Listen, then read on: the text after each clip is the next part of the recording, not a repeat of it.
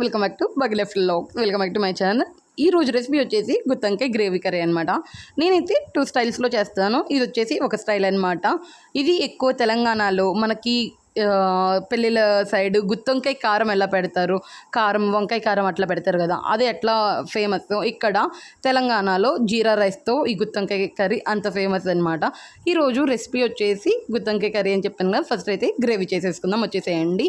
ఇందులో నేను పల్లీలు, ధనియాలు, లవంగాలు, ఎండు కొబ్బరి, దాల్చిన చెక్క అయితే వేస్తున్నాను అనమాట. దాల్చిన చెక్క 1 ఇంచ్ అంతే, లవంగాలు ఒక 4, ధనియాలు 1 స్పూన్, పల్లీలు 1 టేబుల్ స్పూన్స్ వేసుకొని మంచిగా డ్రై రోస్ట్ అయితే చేసుకోవాలి. ఆయిల్ వేయకుండా డ్రై రోస్ట్ చేయండి. నువ్వులు ఇష్టం ఉంటే నువ్వులు కూడా వేసుకోవచ్చు. నేనైతే స్కిప్ చేస్తున్నాను. నువ్వులు వేస్తే అంత టేస్ట్ రాదనమాట. అందుకని గ్రేవీ అయితే వచ్చింది కానీ టేస్ట్ అయితే రాదు. దాని బదులు ఇంకొంచెం పల్లీలు ఎక్కువైతే వేసుకోండి, గ్రేవీ ఎక్కువ కావాలి అనుకుంటే. ఇప్పుడు పల్లీలు అవన్నీ వేయించుకున్నాక పక్కన పెట్టేసుకొని ఆయిల్ వేసుకోవాలన్నమాట. ఒక ప్యాన్లో ఆయిల్ వేసుకొని వంకాయలన్నీ వేసేసుకొని మంచిగా ఆయిల్లో ఇట్లా ఫ్రై చేసేసుకోవాలన్నమాట. చూసారు కదా, వంకాయలు అయితే ఇలా కలర్ మారాలి. కలర్ మారి మంచిగా కొంచెం సాఫ్ట్గా కుక్ అవ్వాలి. వంకాయలు అయితే ఇలా కుక్ అయ్యాక తీసి పక్కన పెట్టేసుకోవడమే అనమాట. ఇక్కడ మనకు అర్థమైపోతుంది వంకాయ మీద బబుల్స్ అట్లా వస్తాయి కదా, అట్లాగా. ఇప్పుడైతే తీసేసుకుందాం వంకాయల్ని. లైట్గా ఆయిల్ వేసి కొంచెం నిదానంగా వేయించుకోండి, మరి డీప్ ఫ్రై చేసి వేయించకుండా ఇట్లా కొంచెం ఆయిల్ సరిపడా వేసేసుకొని ఫ్రై చేసుకుంటే మనకి కూరలో వేస్ట్ అవ్వకుండా ఉంటుందన్నమాట ఆయిల్ అనేది. చూసారు కదా, నేను కరెక్ట్గా వంకాయలు తీసేసాక ఆయిల్ అయితే కరెక్ట్గా సరిపోయింది. ఇందులోనే కొంచెం జీలకర్ర వేసేసుకొని ఉల్లిపాయలు, పచ్చిమిర్చి కూడా బారుగా కట్ చేసుకొని వేసుకొని మంచిగా ఫ్రై చేసేసుకోవాలన్నమాట. ఉల్లిపాయలు మంచిగా కొంచెం గోల్డ్ కలర్లో ఫ్రై అయ్యాక 1 స్పూన్ పసుపు అయితే వేసుకుందాము. పసుపు కూడా వేసుకొని మంచిగా ఫ్రై చేసేసుకుందాం. పసుపు కొంచెం పచ్చివాసన పోయేదాకా, ఆయిల్లో ఫ్రై అయ్యేదాకా, కొంచెం ఆనియన్స్ మంచిగా కుక్ అయ్యేదాకా కుక్ చేసుకోవాలి. ఇప్పుడు అల్లం పేస్ట్ అయితే వేద్దాము. ఒక 2 టేబుల్ స్పూన్స్ అయితే అల్లం పేస్ట్ వేసాను అనమాట.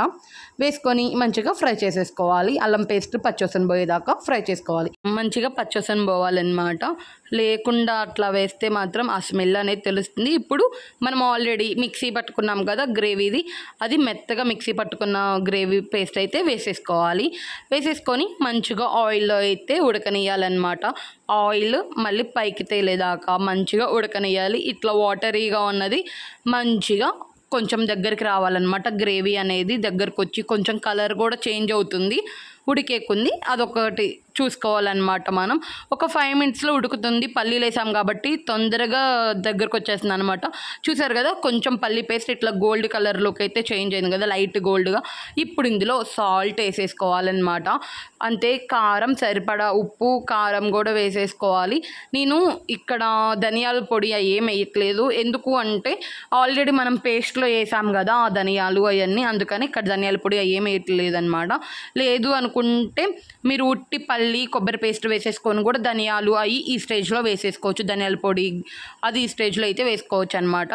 అందుకని నేను ధనియాల పొడి అయితే వేయట్లేదు. మంచిగా ఉప్పు కారం వేసుకొని కూడా ఫ్రై చేసేసుకున్నాక ఇట్లా ఆయిల్ కొంచెం పైకి తేలాక మళ్ళీ ఇప్పుడు 1 కప్పు చింతపండు గుజ్జు అయితే వేసుకున్నాను. నేను తీసుకున్న క్వాంటిటీకి 1 కప్ అయితే సరిపోతుంది. మీరు కొంచెం ఎక్కువ తీసుకున్నట్టయితే గ్రేవీ అంతే చింతపండు క్వాంటిటీ కూడా పెంచుకోండి. ఇట్లా చింతపండు జ్యూస్ కూడా పోసేసుకొని మంచిగా ఉడకనియాలన్నమాట. మంచిగా కలుపుకొని ఉండలు లేకుండా అలా మిక్స్ చేసుకున్నాక ఒక 10 మినిట్స్ సిమ్లో పెట్టేసుకొని అది మంచిగా ఒక ఉడకాలన్నమాట. ఆ ఉడికొచ్చినప్పుడైతే మనం వంకాయలు వేస్తాం. ఇట్లా మంచిగా చూసారు కదా, ఒక 5 మినిట్స్కి అయితే ఇట్లా ఉడుకు పట్టింది అనమాట. ఉడుకు పట్టాక వంకాయలు కూడా వేసేసుకొని మొత్తం మంచిగా మిక్స్ చేసేసుకొని సిమ్లోనే ఉంచి ఒక 5 మినిట్స్ కనపెడితే రెసిపీ అయితే ఆల్మోస్ట్ అయిపోవచ్చిందనమాట. ఈ స్టేజ్లో ఒకసారి సాల్ట్ అయితే చెక్ చేసుకోండి.